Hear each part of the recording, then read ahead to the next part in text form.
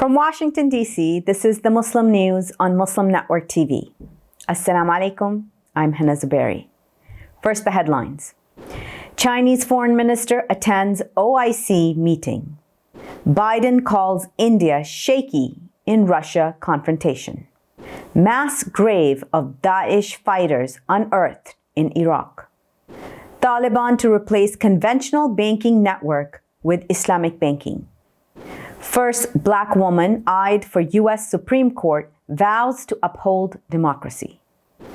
Impaired cognitive function and brain shrinkage may result due to even mild cases of COVID-19. And our top story tonight. Chinese State Councilor and Foreign Minister Wang Yi said Monday China and the Islamic world have strong desire to build partnerships for unity, justice, and development. Wang spoke during a joint press conference with Pakistani Foreign Minister Shah Mahmood Qureshi. It was part of the 48th session of the Council of Foreign Ministers of the Organization of Islamic Cooperation held in Islamabad, Pakistan. Wang said his presence at the OIC event reflected both the parties' desires to further deepen cooperation. Wang said China and the Islamic world have a profound history, seek similar values, and share historic missions. Currently, China runs the largest concentration camps since Nazis for Uyghur Muslims. The U.S. has declared the Chinese persecution of Uyghurs a genocide. U.S. President Joe Biden on Monday called India's response to the Russian invasion of Ukraine shaky. Biden lauded the U.S.-led alliance, including NATO, the European Union, and key Asian partners for putting up a united front against Russian aggression. That includes unprecedented sanctions aimed at crippling Russia's currency, international trade, and access to high-tech goods. Unlike Australia, Japan, and the U.S., India continues to purchase Russian oil and has refused to join votes condemning Moscow at the United Nations. Biden said Russian President Vladimir Putin was counting on being able to split NATO. An Indian government official said last week the world's third biggest consumer of crude oil relies on imports for more than 85% of its needs, and Russia supplies less than 1%.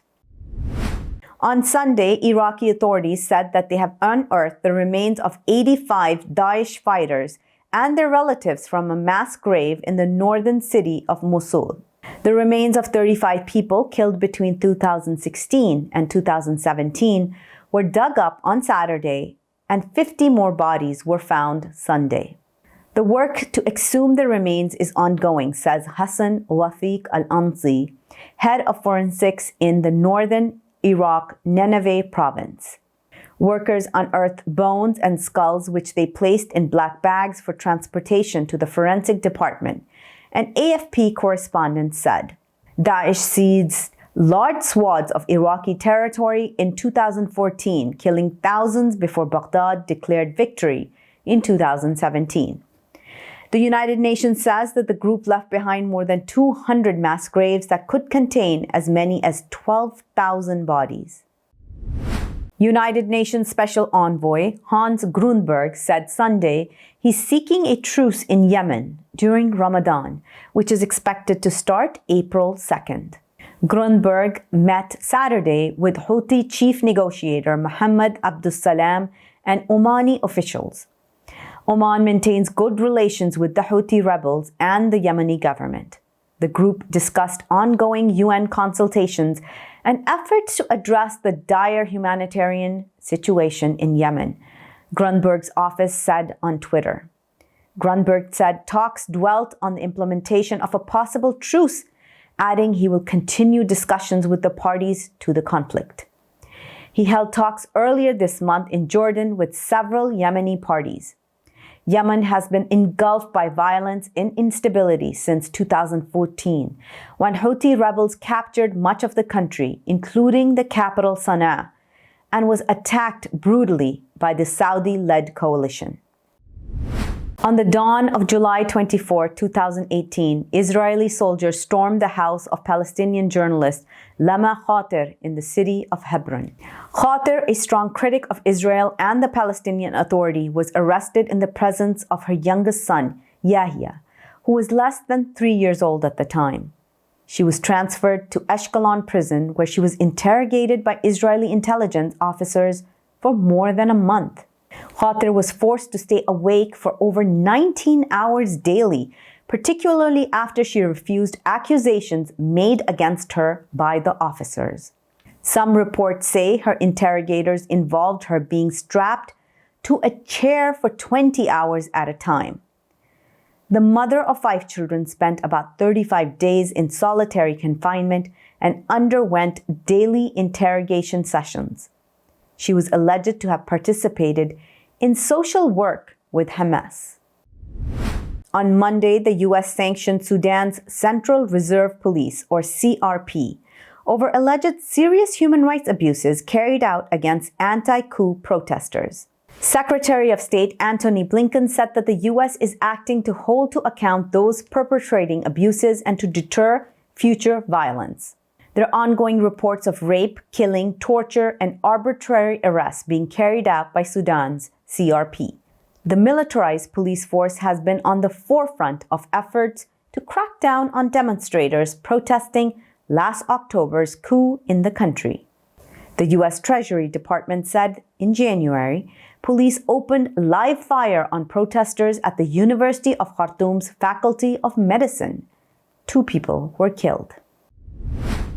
The United States said it is disappointed and troubled by attempts to provide legitimacy to Syrian President Bashar al-Assad.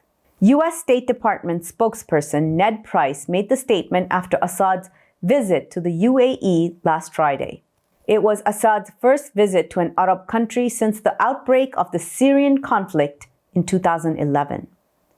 Price urged states considering engagement with the Assad regime to weigh carefully its horrific atrocities on Syrians over the last decade. Price also said it's important to consider the Syrian government's ongoing efforts to deny much of the country access to humanitarian aid and security. In March 2011, popular protests erupted in Syria, demanding a peaceful transfer of power. But Assad's regime chose to suppress it militarily. The Central Bank of Afghanistan will be updating the country's financial rules, according to jurist.org. The Taliban-led bank has formed a panel to assess and amend the central bank law and the banking law of Afghanistan.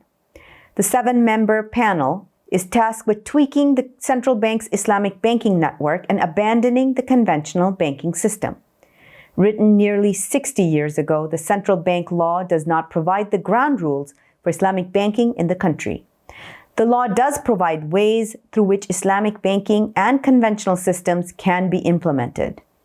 Commercial banks today offer teller windows for Islamic banking and are governed by the central bank's regulatory framework.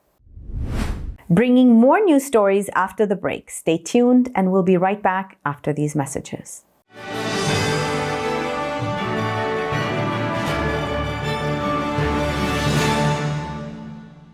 If I could be you, and you could be me for just 1 hour. If we could find a way to get inside each other's minds. Walk a mile in my shoes. Walk a mile in my shoes. Well, before you abuse, criticize, and accuse. Walk a mile in my shoes. There are 16 million children struggling with hunger in America. That's 1 in 5 daughters, sons, neighbors, and classmates who don't know where their next meal is coming from. Yet billions of pounds of good food go to waste every year. It's time we do something about it. Feeding America is a nationwide network of food banks that helps provide meals to millions of kids and families in need. Visit feedingamerica.org to help them feed even more. Together, we can solve hunger. Together, we're feeding America. Assalamu alaikum. This is Imam Malik Mujahid. Brothers and sisters, we all watch the Allahu Akbar lady from India.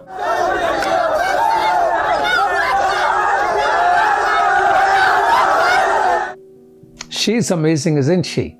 She is neither compromising her hijab nor her education. She is standing tall. We must stand with her. May Allah subhanahu wa ta'ala protect her. But it is not just hijab, brothers and sisters. Indian Muslims are facing genocide. Genocide that we face in India is not a new phenomenon. India has had several genocides. They are attacked every day. Even the Indian government admits there has been more than 1,800 organized attacks on Muslims, but they call it riot. 660 people are hanged to death in India, lynched in broad daylight, sometimes just because they were accused of eating beef. Yes, accusation of eating beef can kill a human being in India. We cannot remain silent, can we? Alhamdulillah, OIC has spoken, that is good, but why in the world United Nations is silent? The UN has a responsibility to protect. It has a duty to prevent genocide. Sisters and brothers, we must stand with Indian Muslims and other minorities. We are free, they are not. We are not attacked, they are under attack day and night. Let's do our job. I have signed this UN petition. I ask you to sign it now. Thank you so much.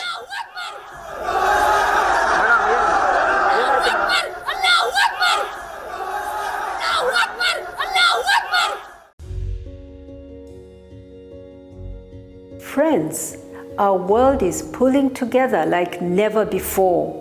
We're making huge sacrifices to keep one another safe. Scientists are working non-stop to develop COVID-19 vaccines and treatments. A vaccine will get our economies moving. It will tell our loved ones we're safe again. But we have challenges we must address. Right now, huge pharmaceutical companies are keeping the vaccine research a secret. They're deciding how many vaccines get made, how much to charge for them, and who gets vaccinated. This will no doubt leave billions of people behind. Pharma companies are putting profit, not people, first. Yet, billions of dollars of taxpayers' money is funding their work. We cannot let the CEOs of a handful of pharmaceutical companies decide our future. We need a vaccine that everyone can have free of charge, no matter where you live or whether you're rich or you're poor. We need companies to share all their research so we can make enough safe vaccines for everyone. We need a vaccine owned by all of us. To end this COVID-19 pandemic, we need to pull together once more.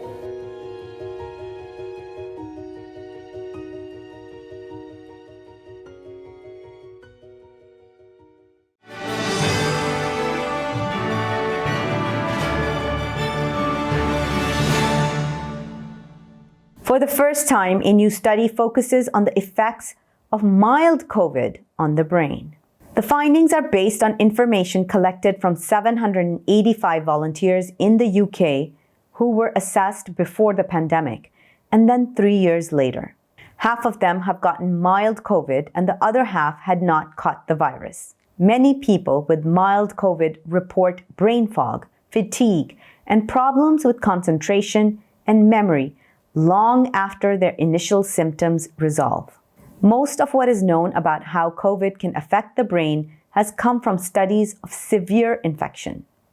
In those cases, it was found that brain cells can have changes similar to those seen in people with Alzheimer's disease. On Monday, over 500 leading climate experts and academics urged universities in the US and the UK to reject environmental or energy research funding from the fossil fuel industry. Peter Kalmus, a climate scientist at NASA, and one of the signatories of the open letter said that means refusing to lend their reputations to the industry's greenwashing. Greenwashing refers to the practice of companies claiming to be environmentally conscious for marketing purposes, but not making any actual efforts at sustainability.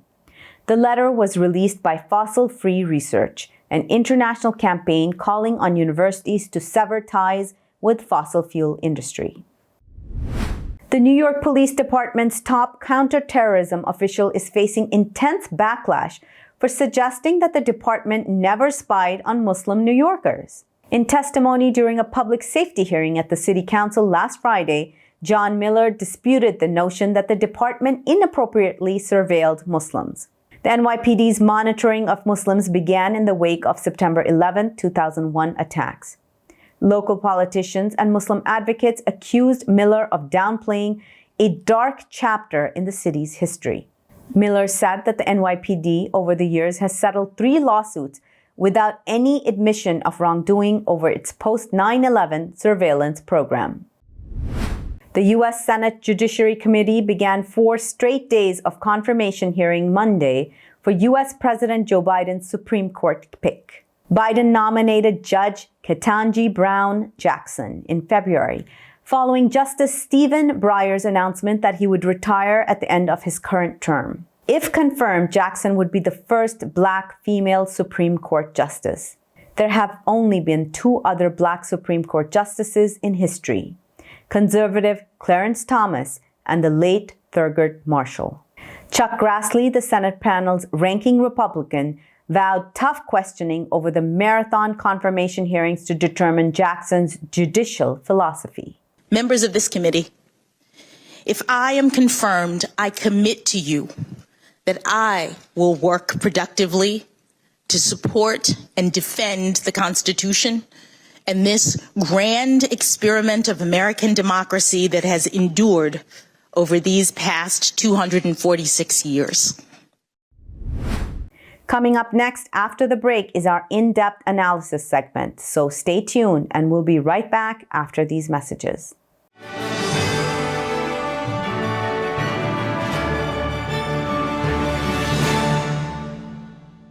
Mr. Speaker, if I decide to wear a turban, or you decide to wear a cross, or he decides to wear a kippah or a skull cap, or she decides to wear a hijab or a burqa, does that mean that it is open season for right honourable members of this House to make derogatory and divisive remarks about our appearance?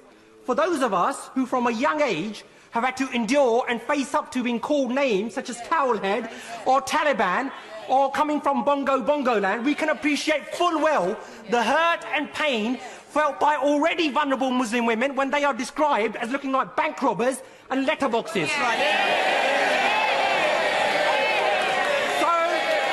So rather than hide behind sham and whitewash investigations, when will the Prime Minister finally apologise for his derogatory and racist remarks?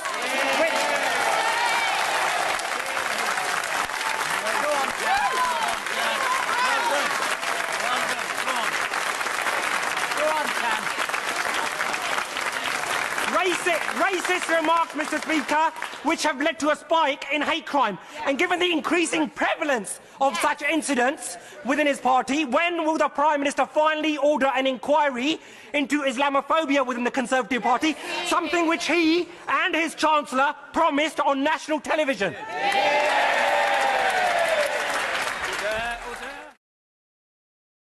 Despite the development of a COVID-19 vaccine, millions around the world will not have access. We need a vaccine that's free and available to everyone, everywhere.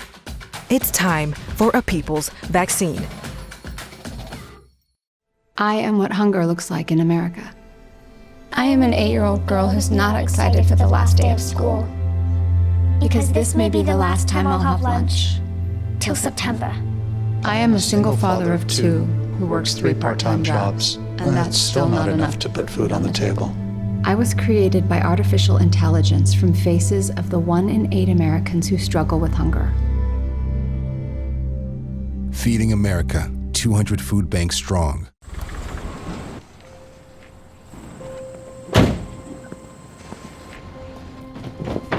Dad, they took over bedroom. Come on, come on. Okay, Dad. 1, 2, 3.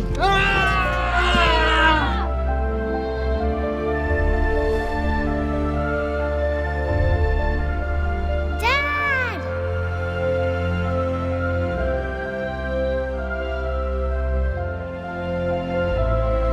You saved me. Dad? Are you okay? I'm fine, dear.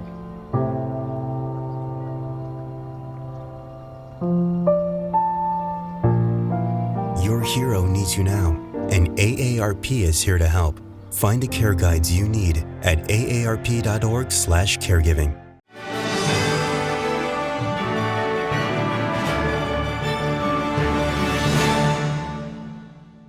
Welcome back.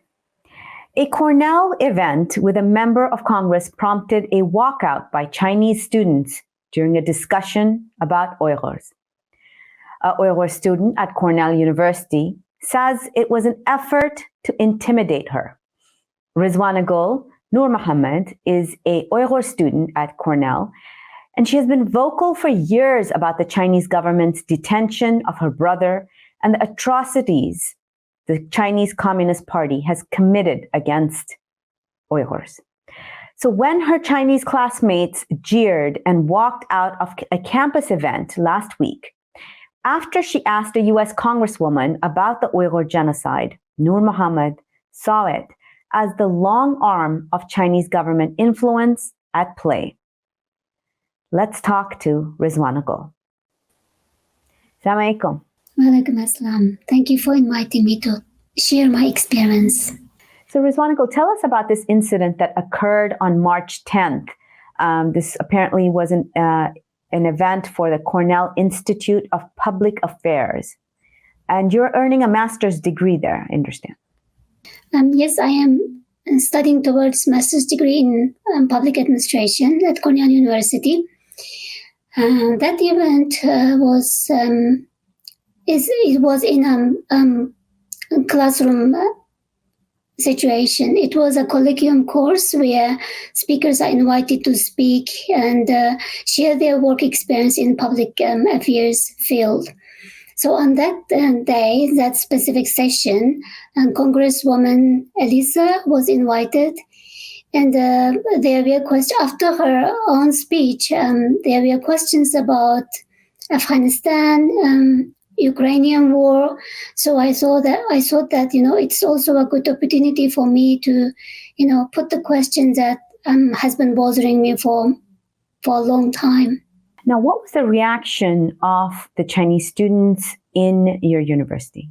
I have been, as you mentioned, I have been vocal about my brother's detention for years now. So, any intimidation, like it could happen. Like, for example, I have been receiving intimidating phone calls claimed to be that from Chinese embassy.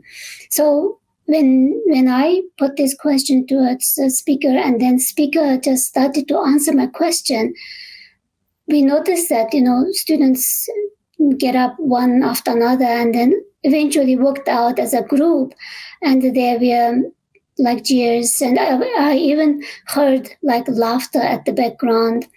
So, I mean, without a doubt that, like I would assume that it's the Chinese students. Eventually, yes, they are all Chinese students worked out. So at that time, my first reaction, like the understanding of their working out, is that, my speech, especially when I mentioned the genocide, and it's not welcome over there. They don't want to listen.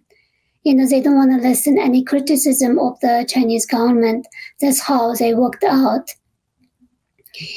And this is not really new, to be honest. This kind of intimidation, it's not new. Later on, I heard that, protesters against like Uyghur speakers who's vocal for their like lost families, they have been also experiencing such intimidation. Now, do you know if these were Chinese American students or international students from China? Oh, that's a good question, but I don't have specific detailed information. But so far, what we know is that they are international Chinese students, and there are like 88 students who signed for that letter. So I think it's all Chinese international students. Now, this is an aspect of Chinese influences on American universities. Can you tell us more about the Confucius Institutes that are often found in American universities and how that impacts Uyghur students? In regards to the connection between the event and the Chinese international students at Cornell and to the Chinese Communist Party's control or influence over them, that is something that needs to be investigated. And regarding the Confucian institutions and their influence at the academic environment in USA, is that without a doubt that the Chinese government has been putting a lot of effort to use soft power, to use to spread its ideas and its influence within the academic environment. And consciously, unconsciously, many Chinese international students, they have become the mouthpiece of the Communist Party. The Uyghur Human Rights Protection Act, as well as that was passed in Congress and Senate last year and became law, one of the aspects of that was for FBI to give them the power to investigate cases like this, because many Uyghurs that I have interviewed have spoken about being intimidated in the United States by Chinese, the embassy, by Chinese citizens, and did not have any way to report that to authorities. So now that the bill has been passed, do you know if the Uyghur diaspora has been using it to make reports? Because the intimidation comes quick and fast. I myself have received calls from the Chinese embassy, and I'm not even Uyghur, for speaking up about the Uyghur genocide. So I cannot actually imagine what Uyghurs here in the United States are going through. Yes, you are right. Even if it's a simple call, but it is trying to put an approach that's trying to put the fear and anxiety in you. So I really acknowledge that this is playing its role, and I'm really sorry that you even received phone calls. Even my classmates who have been supporting me during this course, that during this event, that they also have received phone calls that claim to be from Chinese embassy. And regarding the reporting approach, recently I came to know that actually FBI has provided the information as to how to report. When you have such incidents, for example, if you receive a threat over the phone or email or even on the street, and they have actually laid out how you should report it, and then it has been also translated into Uyghur language, which I shared on my Facebook and social media account. And I also personally sent out this information, that in the information in Uyghur language, to those Uyghurs who I know that living in USA. So there is a way you can report incidents where you feel the threat. And that's actually really important, because passing a law is important, but the implementation of that law is even more important. So what are your next plans, RIZWANGUL? How do you intend to take this incident and use it actually for educating people about the Uyghur genocide?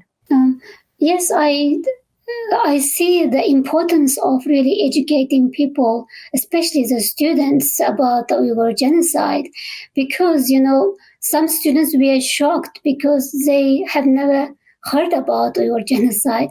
And also after this event, I really realized that, how, you left yourself without information, how ignorant you can be. Like the Chinese students, I heard that even some of them, they even didn't read the letter. They just signed it. And what like I was wondering that would their respond would change if they know that what's happening over there is a genocide. So I really would like to to see that the compassion, the human side of from the international Chinese students. Yes, they have been probably taught, or they have been just left without any information about your genocide, and they have been taught that now what the Chinese government is doing is against terrorism, extremism, and separatism. What they're doing is right. Yes, but you are living in a democratic country. You are living in a free world, and in USA on soil, in USA soil, and you have no excuse to say that I don't have access to any information. So what I'm trying to say is that we have to create an opportunity, a platform even that to give information and educate Chinese descent people about the Uyghur genocide. If you don't believe, for example, the reports on news have been accessible for audiences for over the last 5 years. We are here. For example, myself as a Uyghur person who has been impacted by the genocide, I am here. I am here to talk to you. So my wish and my next plan is to try to get a chance, especially in Cornell University, to educate students and beyond about the Uyghur genocide. Thank you so much for making that effort, and especially because New York State is an extremely powerful state in the Senate. One of the senators is the leading Democrat in the United States Senate. So getting Albany activated, getting Cornell University activated would be extremely important for this cause. So thank you so much for your courage and bravery in speaking up about the genocide, and your activism for your brother and many others who are in concentration camps. Yeah, this is my moral duty. And this is also a remedy that, I help myself, because otherwise, if I don't do anything for those who are voiceless and suffering from the genocide, I feel deep guilt. I don't want to live a life with regret, but I would like to speak out and be the voice of those voiceless. That's all from our Washington studios tonight. Thank you for tuning in. You can find previous episodes and more on our YouTube or Facebook. For more content, keep watching Muslim Network TV or visit muslimnetwork.tv. Assalamu alaikum and good night.